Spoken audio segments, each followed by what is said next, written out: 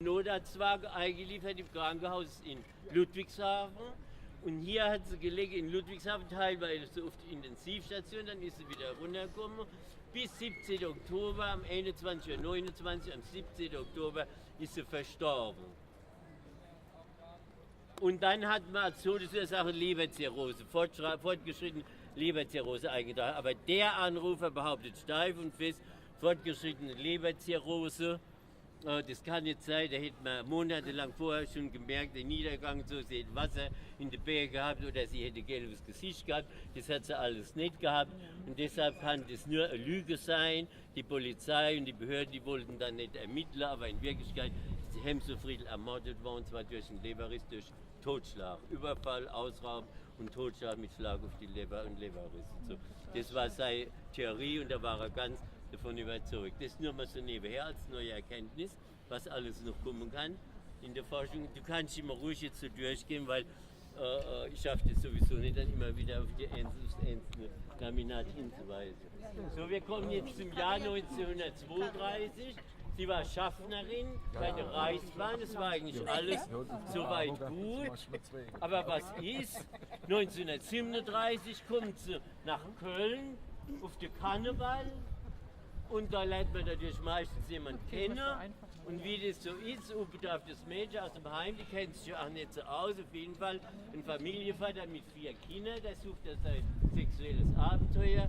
Und sie wird geschwängert und der Vater erkennt die Vaterschaft nicht an und behauptet dann vor Gericht, er wäre mit einer Prostituierte zusammen gewesen. Also DNA-Test gab es damals noch nicht.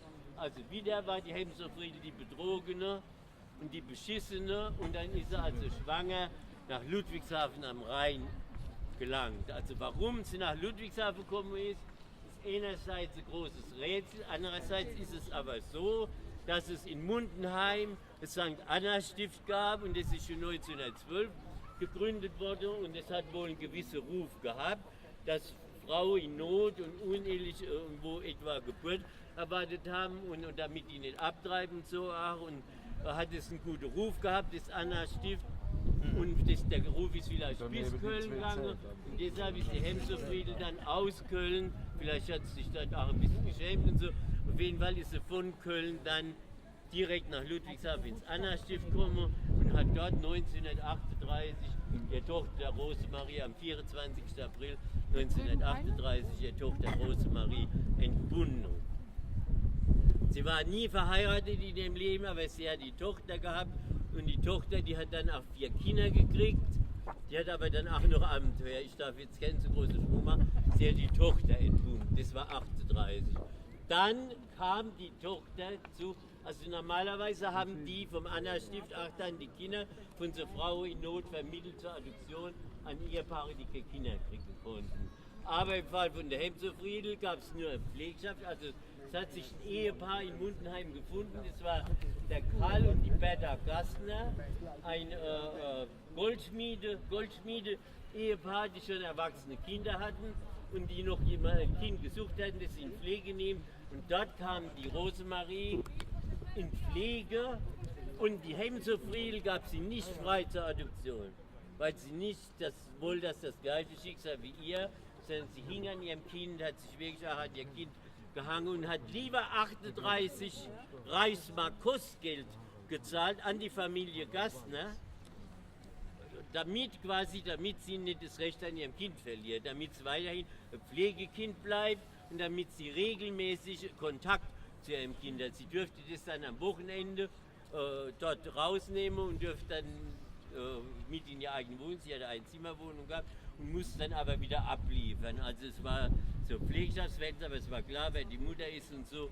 Und das muss man auch eigentlich in gewisser Weise hoch anrechnen. Sie hätte ja sagen können, ich muss nichts bezahlen, gibt es in Adoption, bleibt dann, ich könnte sie ja dann weiterhin sehen oder so, aber nee, sie hat lieber die 38 Reichsmark Kostgeld gezahlt, um noch mit ihrem Kind verbunden zu bleiben. Und in diesem Anna-Stift hat sie eine Schwester, eine Freundin kennengelernt, die Schwester Audephilia, und die hat ja auch immer in dem Bemühen beigestanden, ihr Kind wieder zu sich zu kriegen. Dann hat sie mal ihr Kind bei den Gassners geholt, es muss 41 gewesen sein, und wollte auch wieder Wochenende verbringen. Dann gab es Fliegeralarm, Es war ein Angriff auf Ludwigshafen, wurde geflogen. Die Hemser Friedl und ihre Tochter wurden im Keller in Mundenheim, im Luftschutzkeller in einem Privathaus verschüttet. Das Haus wird bombardiert und es war eine Ruine und die war 48 Stunden, war sie unten in dem Keller gesessen bei rohe Kartoffeln und ohne Wasser und Brot. Und bis sie wieder von der Hitlerjugend oder den Hilfsdiensten, die es damals gab, da ausgebuddelt war. Das war also auch ein nachhaltiges, dramatisches Erlebnis. Dann ging der Krieg rum und sie ist aus nicht nachvollziehbaren Gründen, das Buch geht ja auch noch ein bisschen rum, gell? Das ist da, oder das, ja genau, da steht das alles drin. Dann ging sie 1945 nach Halle an der Saale. Deshalb haben sie mir gesagt, das ist so keine Hemshöfnerin. Und die kommt ja aus Halle an der Saale, sie spricht auch kein richtiges Hemshöfer Dialekt. Und in Halle an der Saale hat sie den Blumenbinder Meder kennengelernt und es hat sich eine reguläre Hochzeit, sie waren schon verlobt, eine Hochzeit angebahnt. Dann hat die Schwester Audophilia gesagt, dann kann ich auch der Tochter zu dir nehmen. Dann hat sie die Tochter zugesprochen gekriegt und dann hat sie ausgesehen, dass sie in Halle an der Saale da ein schönes, richtiges Familienidyll gründen kann. Und was war wieder? Die Hemserfriedel hat wieder Pech gehabt. Und es ist doch tatsächlich der Mann ihr unter den Finger weggestorben. Der hat starke Krebs gehabt. Und dann hat sie dort, da war ja dann die DDR inzwischen sich am entwickeln in Halle an der Saale, hat sie dort eine Wohnung für ihr Kind und sich zugesprochen gekriegt. Und aus dem Betrieb wurde ein HO-Betrieb, also ein staatlich organisierter Blumenladenbetrieb. Und da war sie Leiterin von dem Blumenladen. Und sie hätte eigentlich ganz gut weitergehen können.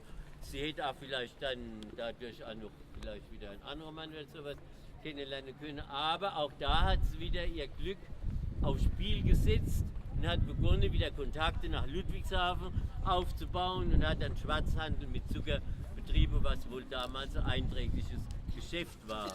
Und dieser Schwarzhandel, der ging natürlich, geht ja alles meistens schief, wenn ein anständiger Mensch was Illegales machen will.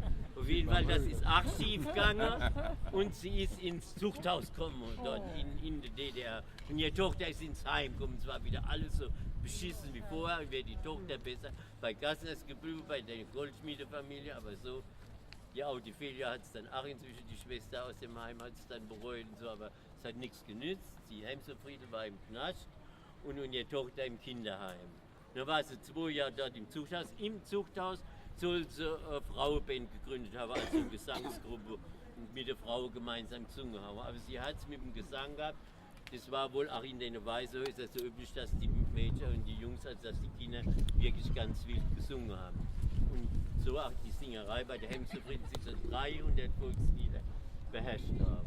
Nach 2 Jahren wird sie abgeschoben, kommt nach Ludwigshafen, direkt in der Hemshof, findet im Hemshof in der Gräfenhausstraße 72 findet sie Einzimmerwohnung im Rückgebäude, also auch ganz einfache, bescheidene Wohnverhältnisse.